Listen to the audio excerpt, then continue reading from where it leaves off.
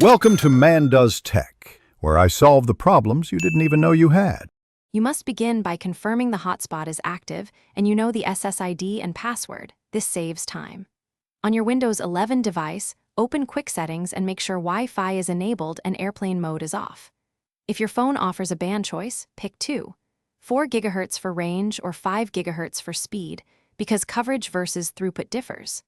Once done, click the network icon to list available SSIDs and locate your phone's hotspot name. You now select the hotspot SSID in Windows and click Connect. Enter the password carefully to avoid lockouts. If you use this hotspot often, check Connect automatically so Windows remembers it.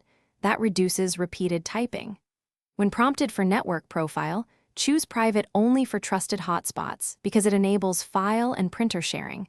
Otherwise, pick public to keep the PC hidden. If authentication fails, retype the password and retry. Typos, once connected, confirm internet access by loading a web page. If pages fail, run Windows Network Troubleshooter because it automates common fixes. If speed is poor, move nearer to the phone or change the hotspot band. 5 GHz is faster but shorter range, which explains performance differences. For persistent issues, toggle the phone's hotspot off and on, or restart the PC's Wi-Fi adapter from Device Manager. This clears temporary driver or DHCP problems. One key tip: check your phone's data limit. Carrier caps can silently block traffic.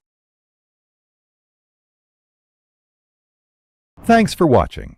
If you found this helpful, don't forget to like and subscribe.